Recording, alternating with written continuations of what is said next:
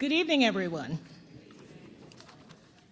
Prime Minister of Antigua and Barbuda, Dr. the Honorable Baldwin Spencer, Director Dr. Khalil Mohammed, here at the Schomburg, as well as Deputy Director Cara Odlige. She's also Senior Administration and Staff here at the Schomburg. Edwina Ashinikwe, who is the curator and archivist.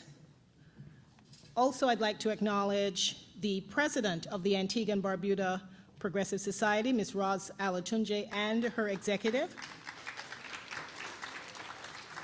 Antiguans and Barbudans, friends of Antigua and Barbuda, and I really hope everyone has had an opportunity to see the exhibit.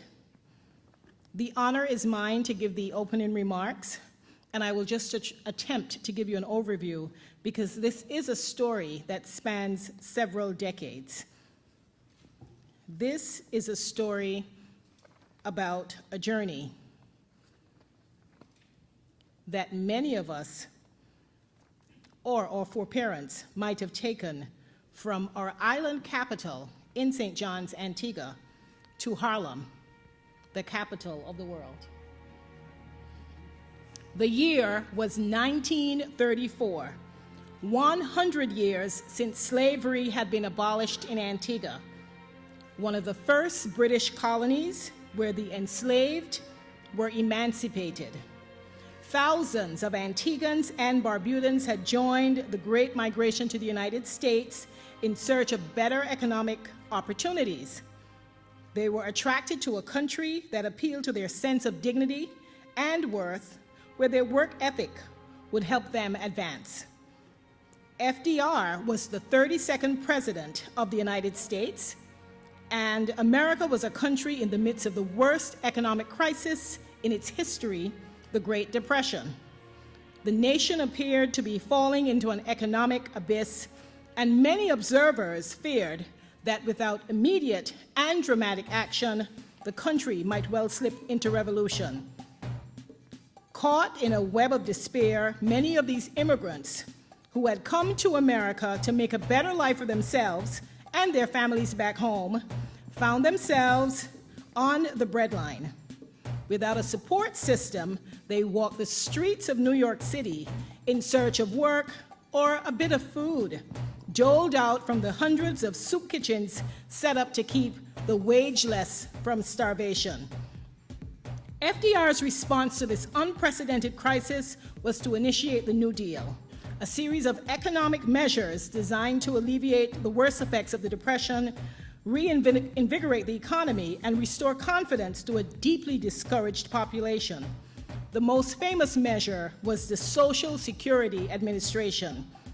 But in the absence of immigration laws, undocumented immigrants, many who toiled, harboring great expectations of prosperity and equality in the land of the free, were disillusioned. They had been left in the cold, and what was a new deal for Americans became a raw deal for them. Thrust between two world wars, inspired by economic boom, and surrounded by an atmosphere of artistic revolt, after 100 years of emancipation, Antiguans and Barbudans brought with them some experience with small-town politics, black rule, cooperation, and fighting to end colonialism. Under the leadership of Bishop James P. Roberts, 22 immigrants made a pledge to improve themselves, help their community, and help their country. The Antigua and Barbuda Progressive Society emerged as one of many immigrant community groups formed to provide assistance to the wageless. In essence, the haves reached out to help the have-nots. The Harlem Renaissance had begun, and Antiguans and Barbudans assimilated easily into the movement of race consciousness that bound together people of Afro descent with a shared history of oppression.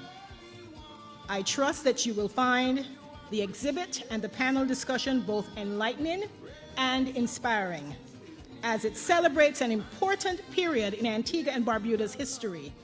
As we celebrate 32 years of political independence in Antigua and Barbuda, I want to commend the Antigua and Barbuda Progressive Society and its current membership for keeping the lighthouse burning.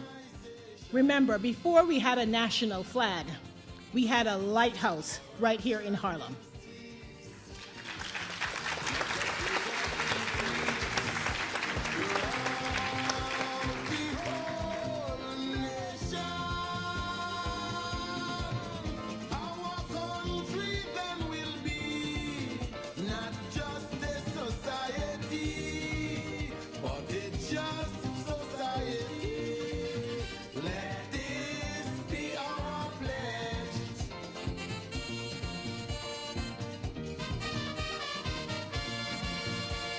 Okay, we will segue into the panel discussion, and the pleasure is mine to introduce this evening's moderator, Dr. Edwina Ashe-Nikwe.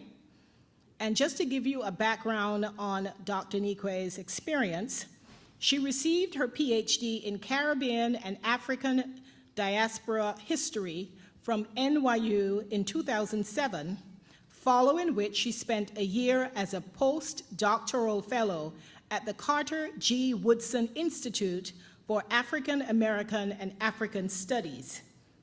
She has been the archivist in the Manuscripts, Archives, and Rare Books Division here at the Schomburg since November 2008. She facilitated the donation of the Antigua and Barbuda Progressive Society records, and along with her assistant curator, Stephen Fullwood, proceeded with the collection, and it is now available for research.